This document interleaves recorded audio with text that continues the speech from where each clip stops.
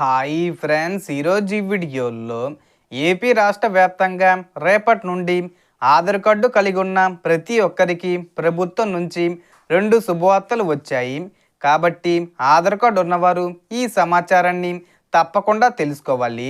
And video మిన్నస్తే like చేసి share చేసి subscribe చేసుకోండి ఫ్రెండ్స్. సో ఏమాత్రం లేట్ చేయకుండా వీడియోకి వెళ్ళిపోద్దాం. సో మొదటి శుభవార్త ఏంటంటే, ఆధార్ కార్డు తీసుకొని 10 సంవత్సరాలు పూర్తయిన ప్రతి ఒక్కరూ తప్పనిసరిగా ఆధార్ అప్డేట్ చేసుకోవాలి. ఇది మీ సేవా కేంద్రాల్లో కానీ లేదా సమీపంలోని పోస్ట్ ఆఫీసులో కానీ రేపటి నుండి చేయించుకోవచ్చు. ఆధార్ అప్డేట్ చేయకపోతే కార్డు రద్దవుతుందా అనే అనుమానం చాలామందికి ఉంటుంది. కానీ అలాంటి విషయం ఏమీ లేదు. అయినప్పటికీ అప్డేట్ చేసుకోవడం చాలా మంచిది. అలాగే చాలామంది ఆధార్ కార్డులో పేరు, స్పెల్లింగ్ తప్పులు, చిరునామా మార్పులు, డేట్ ఆఫ్ బర్త్ తప్పులు ఉంటాయి.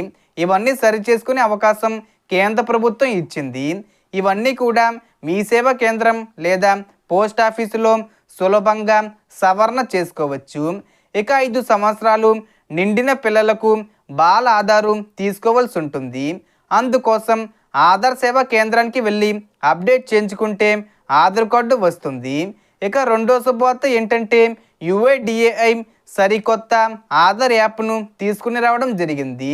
అంటే ఈ యాప్ను రేపటి నుంచి అందుబాటులోకి తీసుకురానున్నారు. దీని ద్వారా ఆధార్ కార్డులో మొబైల్ నెంబర్ను ఎక్కడి నుంచైనా ఎప్పుడైనా నేరుగా యాప్లోనే అప్డేట్ చేసుకునే సదుపాయం అందుబాటులోకి రాబోతుంది.